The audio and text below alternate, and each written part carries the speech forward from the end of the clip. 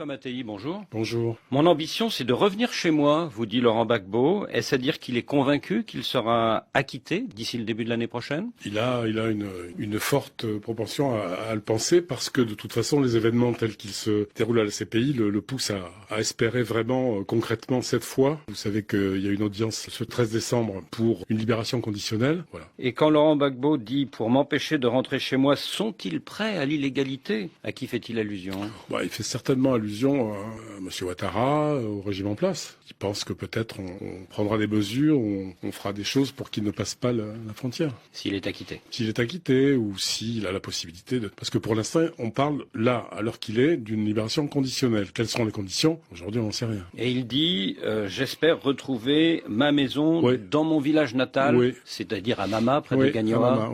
Il y a fait changer, il a fait acheter des matelas, puisqu'on lui a volé ses matelas, et un petit frigo qu'on lui avait aussi subtilisé. Donc voilà, il pense de façon très concrète, il se revoit là-bas. Oui. Alors il montre un profil bas, mais en même temps, il va plus loin, puisque à votre question, avez-vous le projet de redevenir président en 2020? Il répond, il n'est pas indispensable d'être président pour faire de la politique et se rendre utile. La Côte d'Ivoire, l'Afrique, c'est ma vie, et je serai toujours concerné par leur destin. C'est évident. La vie de Gbagbo et son destin politique et sa carrière politique se confondent totalement. Il y a aucune différence entre l'homme, pratiquement, et l'homme politique, dans son cas. Il a été opposant et politique à 20 ans, il l'est toujours et il ne changera pas. Et il est profondément concerné, d'abord par le sort de son pays, c'est-à-dire la souveraineté de son pays, et puis celui de l'Afrique au-delà de la Côte d'Ivoire. Parce qu'il a, et on lui a reproché en disant que c'était un illuminé, mais pas du tout. C'est quelqu'un qui a eu une haute conscience de sa mission. Il pense qu'il a une mission pour la Côte d'Ivoire et pour l'Afrique. Et il le prouve, puisqu'il la maintient pendant son incarcération. 7 ans de prison, ça l'a pas guéri, si on peut dire. Donc il n'exclut pas d'être candidat à la prochaine présidentielle? Sans doute pas. Il ne l'a pas dit ouvertement, évidemment. Mais quand il dit qu'il veut jouer un rôle politique, on peut le supposer fortement. En tout cas, à votre question, avez-vous le projet de redevenir président en 2020? Il ne dit pas non. Non, il ne dit pas non. Mais Gbagbo ne dit jamais non.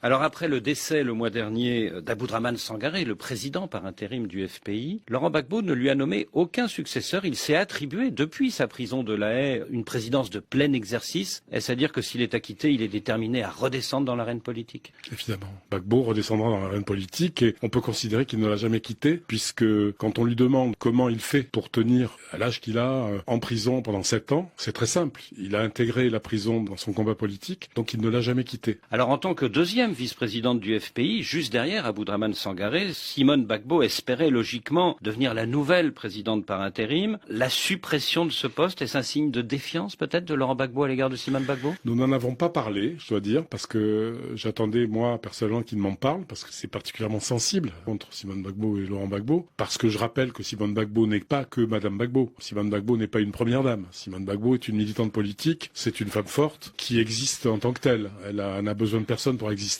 Donc je ne sais pas où ils en sont à ce niveau-là. Mais je pense, moi, qu'ils entendront, de toute façon. J'en suis persuadé. Plusieurs commentateurs parlent quand même d'une crise de leadership à la tête du FPI en ce moment. C'est certain. Le patron du FPI est en prison aujourd'hui, à l'heure où on parle. Et puis Simone Gbagbo, effectivement, n'a pas accédé aux responsabilités, évidemment. Il y a un problème, certainement. Mais enfin, qu'il a aussi certainement anticipé, parce que c'est quelqu'un qui anticipe. Donc je pense que la solution de ce problème est déjà trouvée. C'est-à-dire que peut-être Laurent Gbagbo a-t-il dit, allez, je prends toute la présidence du FPI pour calmer les choses en dessous de moi. C'est ça? Je pense que c'est une façon aussi de geler un peu les choses, de les calmer, effectivement, et d'attendre des événements qui permettent de remettre une dynamique politique sur le terrain. L'amnistie prononcée au mois d'août dernier par le président Ouattara au profit de 800 personnes, dont Simone Gbagbo précisément. Qu'est-ce que cela a inspiré à Laurent Gbagbo? Ça ne l'a pas bouleversé dans la mesure où il trouvait que c'était parfaitement injuste, la situation de ces gens-là, et de Simone en particulier. Il n'a pas eu envie de dire merci. Il trouve que petit à petit, peut-être sous la pression des événements, parce que la situation en Côte d'Ivoire n'est pas si rose qu'on peut le croire. En Côte d'Ivoire, ça va très mal. Voilà. Donc, sous la pression des événements, ils font des concessions. Donc, il n'a pas pris ça comme un geste de réconciliation? Je ne pense pas. Je pense que c'est une concession à l'ère du temps et à la pression ambiante. Un signe de faiblesse? Ouais, pour faire face à une situation qui n'est plus cette espèce d'état de grâce qui a suivi l'accession de Ouattara, soutenu par la France. Donc, cet état de grâce est terminé. Pour ceux qui connaissent l'état de la Côte d'Ivoire aujourd'hui, il est plus que terminé, parce qu'il va y avoir des problèmes graves, je pense. Et donc, oui, ce sont des concessions sous la pression des événements, et des désamours, je pense, nombreux au sein de la communauté internationale, en France notamment, et sans doute aux États-Unis. La fin de l'alliance électorale entre le PDCI et le RDR, la volonté d'Henri Konan Bédier d'aller à la prochaine présidentielle face à un candidat RHDP, est-ce que c'est un sujet qui intéresse intéresse Laurent Gbagbo? Oui, enfin, vous savez, j'ai coutume de dire que ces gens-là, je parle de Alassane Ouattara, de Konan Bédié et de Gbagbo, se connaissent depuis toujours. Ils se connaissent mieux, eux, entre eux, que nous ne les connaissons. Donc, je pense que ça ne l'émeut pas non plus. Je pense que, vous savez, avec Bédié, pendant l'élection, je pense que Bédié l'a un petit peu trahi, dans la mesure où Bédié et Gbagbo communiquaient pendant l'élection, notamment au deuxième tour, en 2010, et que Bédié a choisi, ou en tout cas été contraint, peu importe, d'aller de l'autre côté. Dans les rapports humains, je pense que Gbagbo est assez doué, et je pense qu'avec Bédié lui-même, il s'entendrait d'ailleurs. Mais ce qui compte pour lui, à ses yeux, oui, c'est l'électorat, bien sûr. Et peut-être aussi tous ces dignitaires du PDCI qui lui ont envoyé des messages,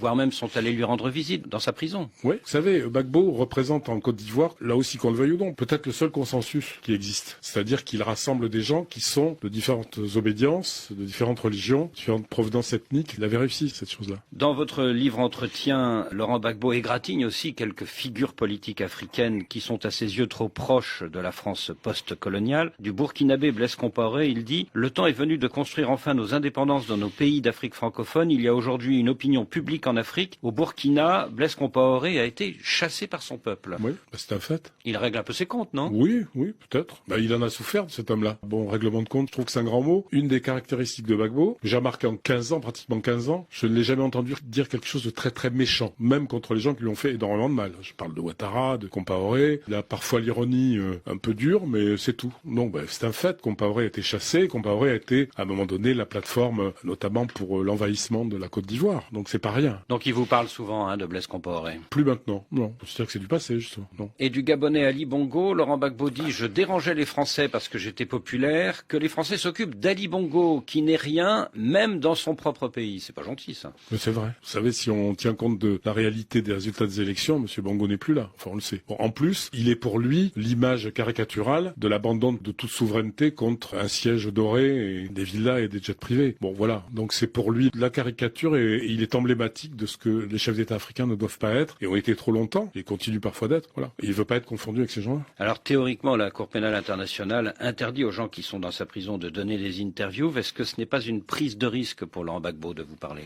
Je ne sais pas. En tout cas, ça dure depuis 2012 et on m'avait dit que je ne prendrais pas de notes, qu'il fallait que je note tout mentalement. J'ai emprunté du papier aux gardiens de prison, j'ai emprunté leur stylo et j'ai tout noté. Donc je ne sais pas. Et je suis retourné après la publication du premier livre et j'ai aucun problème. Et j'y retourne fréquemment. Voilà. La dernière fois que vous l'avez vu, c'était quand? En octobre, là. Au moment des audiences de demande d'acquittement, là. Oui, et il n'y a jamais aucun problème. J'ai même d'excellentes relations avec l'administration pénitentiaire. C'est-à-dire qu'on s'appelle par nos prénoms, ils me connaissent maintenant. Ce que je dois vous préciser, c'est que Gbagbo a une image particulière à la prison. Il a fini par, j'allais dire, convaincre par son attitude, son calme, c'est quelqu'un qui est toujours calme, sa politesse, etc. Tous les gardiens qui, au début, j'ai vu la transformation de l'entouragement, ils avaient affaire à quelque chose comme Pol Pot. Au fur et à mesure, ils se sont permis de faire des remarques quand il m'accompagnait dans les couloirs pour me dire que c'était a good guy, un bon garçon. Bon, voilà. Donc, c'est quelqu'un qui, finalement, on dit qu'il roule tout le monde dans la farine. C'est pas ça, c'est qu'ils ont vu que c'était pas un violent. Ça se voit. Alors, il y a l'administration pénitentiaire, mais de l'autre côté, il y a des juges qui, eux, peuvent peut-être estimer qu'une interview, ce n'est pas très légal. Oui. Jamais eu de réaction. Jamais. Donc, Laurent Gbagbo et vous assumez. Tout à fait. Tout ça se fait de façon très ouverte. François Mattei, merci.